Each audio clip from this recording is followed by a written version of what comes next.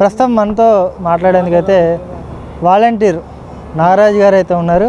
చెప్పండి నాగరాజు అన్న, ప్రస్తుతం తెనాలి నియోజకవర్గంలో పరిస్థితి ఎలా ఉంది, ఎవరు గెలవబోతున్నారంటే ఏం చెప్తారు? తెనాలి నియోజకవర్గం వచ్చేసరికి శ్రీ నాదెండ్ల మనోహర్ గారికి బాగా మెజారిటీ ఉందండి. అయితే ఇప్పుడు వైసీపీ అనేది లేదండి, దానికి ఛాన్స్ లేదండి. ఎందుకంటే వాళ్ళు చేసిన అంత నష్టాలే ఉండే కానీ దీనిలో లాభాలు ఏమీ లేవండి. వాళ్ళ వల్ల జనాభా ప్రజలు ఆంధ్రప్రదేశ్ మొత్తం మీద పడ్డ బాధలే ఉండే, ఏమీ లేవండి. ఇప్పుడు పవన్ కళ్యాణ్ గారు మాత్రం జనసేన తరపు నుంచి ఆయన సొంత డబ్బులు 300 మందికి కౌలు రైతులకి అనేది చనిపోతే ఒక్కొక్క మనిషికి వచ్చి ₹1,00,000 కుటుంబానికి వచ్చి ఆయన సొంత డబ్బులు ఖర్చు పెట్టాడు కానీ జనం దగ్గర తీసుకునే గుణం మాత్రం లేదు. జగన్మోహన్ రెడ్డి గారు మరియు ఇప్పుడు మా తెనాలి ఎమ్మెల్యే గారు కానీ ఆ అన్నం లాక్కోవటమే తెలిసింది కానీ ఎదటోడికి అన్నం పెడతామనేది తెలియదు. ఏ రకంగా లాక్కున్నారంటారు? వైసీపీ తరపు నుంచి నేను వైసీపీ తరపు నుంచి వాలంటీర్గా పనిచేశానండి. 3.5 సంవత్సరాల పాటు పనిచేశానండి నేను. వాలంటీర్ వ్యవస్థలో మా వాలంటీర్ వ్యవస్థ వచ్చినాక బాగా హైలైట్గా ఉంది, బాగా వర్క్ చేశారని చెప్పేసి అన్నారు అని మంచితనమే చూశారు కానీ చెడు అనేది తెలియట్లేదండి. వాస్తవానికి వాలంటీర్ వ్యవస్థలో ఉన్న చెడు ఏంటో చెప్తానండి. రేషన్ కార్డ్స్ అనేది ఒక రేషన్ కార్డులో గవర్నమెంట్ ఎంప్లాయీ ఉంటే అతను ఒక్కరినే పక్కన తీసేయాలి యాజ్ పర్ రూల్. ఇప్పటివరకు దాదాపు ఒక 40 సంవత్సరాలు 50 సంవత్సరాలు అంత రాజకీయం జరిగింది కదా, ఎవ్వరు కార్డు పరంగా ఎవరు తీసివేయలేదు, ఎక్కడ కార్డు ఆపేయలేదు.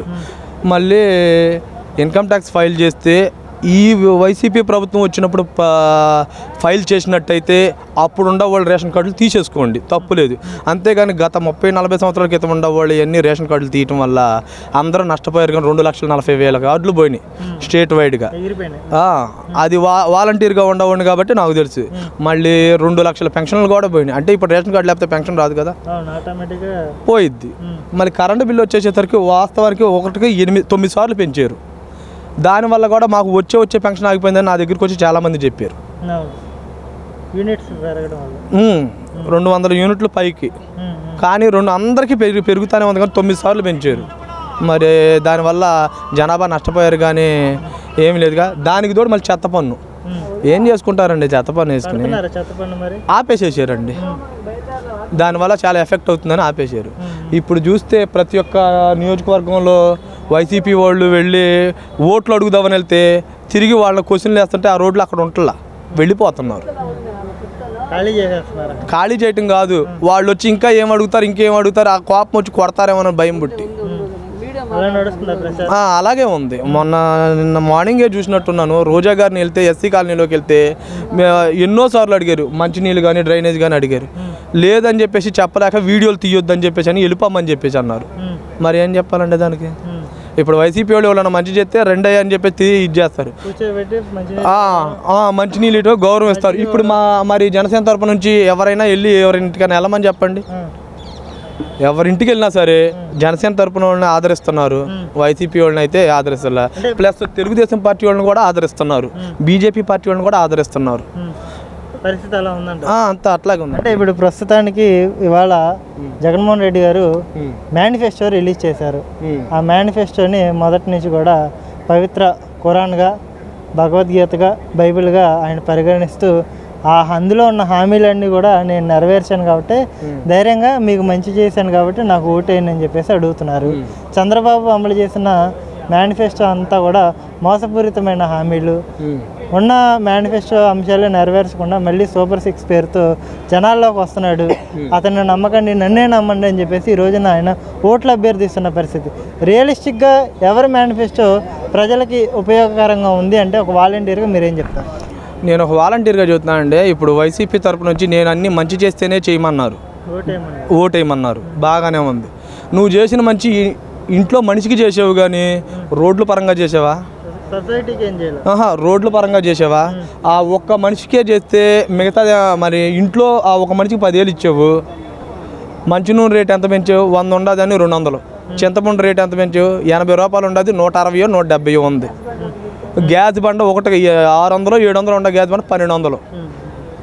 1200. అదేలే. మళ్ళీ ఇంకా ఇంట్లో ఉండాయన్నీ ఇక ప్రతి ఒక్క నిత్యావసర సరుకులు. అదేమంటే స్పందన కార్యక్రమం 1902 ఫోన్ చేయమంటారు. ఏం ఉపయోగం అండి? ఒక్కసారి కంప్లైంట్ పెడితే రెండోసారి ఆ నెంబర్ నుంచి ఫోన్ వెళ్ళదిక. జగనన్నకు చెబుతాము, లేకపోతే ఇది 1902 స్పందన కార్యక్రమం పెట్టారు. నేను నా ఫోన్ నుంచి ఒకసారి కంప్లైంట్ పెట్టాను, పని అయింది అనుకో, అవ్వలేదు అనుకో, మళ్ళీ రెండోసారి కంప్లైంట్ పెడితే ఇక నా నెంబర్ దాంట్లో పని చేయదు, కలవదేక. హోల్డ్లో ఉన్నానని చెప్పేసి అంటూనే ఉంటారు. మొన్నటిదాకా ఫస్ట్లో అయితే 5 నిమిషాలు 2 నిమిషాలకో నిమిషంన్నరకో పిలిపించే స్పందన మనకి ఇచ్చేవాళ్ళు. ఇప్పుడు 3 నిమిషాలు వెయిట్ చేయండి, 2 నిమిషాలు వెయిట్ హోల్డ్లో ఉండండి, ఈ చేయండి అని చెప్పేసి లాస్ట్కి వచ్చి మనిషికి విరక్తి పుట్టేటట్టుగా చేస్తున్నారు, కానీ ఏం చేయలే. ఇప్పుడు చంద్రబాబు నాయుడు అంటారు 40 సంవత్సరాల నుంచి రాని రెవల్యూషన్ ఇప్పుడు ఎందుకు వచ్చింది సార్? అసలు 40 సంవత్సరాల నుంచి రెవల్యూషన్ రాలా. చంద్రబాబు నాయుడు గారు తిన్నాడో తినలేదో, పెట్టాడో పెట్టలేదో జనానికి తెలుసు. ఇప్పుడు ఈయన వచ్చిన తర్వాత డ్వాక్రా గ్రూప్ వాళ్ళు ఉండరు, పాత డ్వాక్రా గ్రూప్లో ఉన్నది పాతదే తీసుకున్నది కంప్లీట్ అవ్వకుండా కొత్తది పెట్టారు, కొత్తగా మళ్ళీ ఇచ్చారు డబ్బులు. అవి ఇప్పుడు రెండింటికి కలిపి వడ్డీ కడుతున్నారుగా. యాక్చువల్గా ₹8.20, ₹8.30 కడుతున్నారు. జనాభాకి తొందరగా డబ్బులు ఇచ్చాడని ఆనందంలో ఉన్నారు, కానీ అవి చూసుకోవట్లేదు, అది అనేది చూసుకోవట్లేదు. ఇప్పుడు రెండింటికి కలిపి వడ్డీ అంటే ఎంత వేస్తారు? మార్కెట్ వాల్యూ ఎంత ఉంది, అంతే కదండి. ఓవరాల్గా బలవంతంగా రాజీనామాలు చేయించారు. బలవంతంగా వాలంటీర్ని రాజీనామా అనేది అది నాకు తెలియదండి. కాకపోతే బలవంతంగా మా చేత ఇంటింటికి వెళ్ళి వైసీపీకి మళ్ళీ ఓటేయండి అని మా చేత మొన్నటిదాకా చేయించారు. ఎక్కడో ఎందుకు వార్డు మెంబర్ల ఎలక్షన్స్కి కానీ సర్పంచ్ ఎలక్షన్స్కి కానీ మా చేత చెప్పించారు. నేను చెప్పా, వేరే ఎవడో వద్దు, నేనే చెప్పాను. నేను నా తర్వాత నంది వెలుగులో మరి మేము చెప్పిన మాట వింటున్నారు కదా. ఇప్పుడు జనాభా అంతా వాలంటీర్ చెప్పిన మాట వింటున్నారు కదా.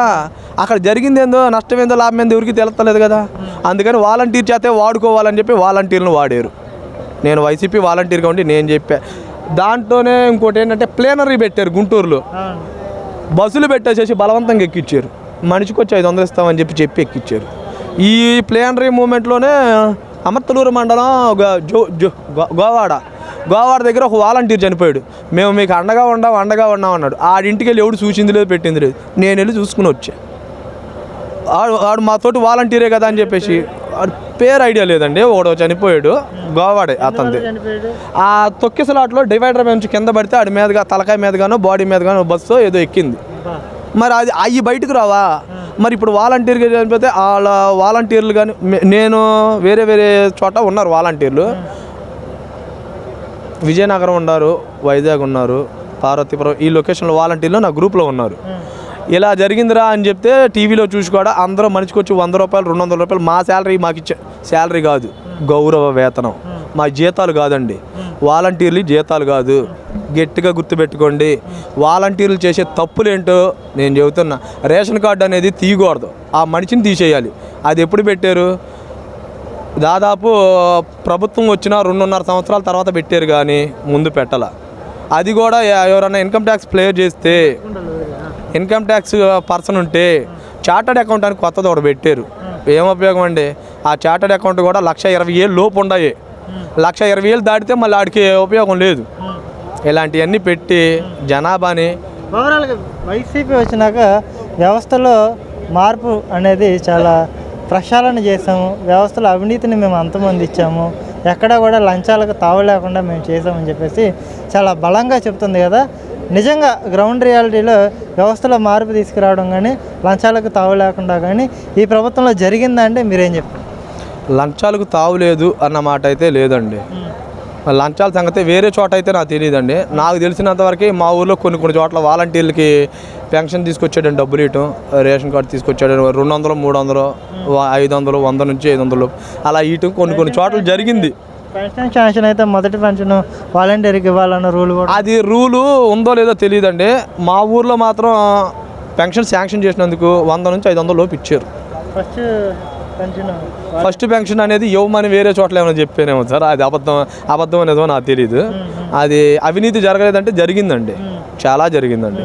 మరి చంద్రబాబు నాయుడు గారు ఉన్నప్పుడు అవినీతి జరిగిందా అని చెప్పంటే అంత అవినీతి అనేది లేదండి. ఇప్పుడు వైసీపీ తరపు నుంచి అయితే అవినీతి ఉందండి, చాలా ఉందండి, చాలా జనానికి తెలియదండి. అది సంగతి అండి. ఓవరాల్గా ఒక వాలంటీర్గా ఇప్పుడున్న పరిస్థితుల్లో ప్రజలు ఎవరికి పట్టం కట్టాలి, ఎవరికి ఓటేయాలి, ఎవరి వల్ల మనకు మంచి జరిగిద్దంటే మీరేం చెప్తారు? ఓవరాల్గా అన్నం పెట్టేవాడు పవన్ కళ్యాణ్, అన్నం లాక్కునేవాడు జగన్మోహన్ రెడ్డి గారు. ఈ రెండిట్లో జనాభా ఆలోచించుకుని ఓటు ఎవరికి వేయాలనేది వాళ్ళకే తెలుసుకోవాలి.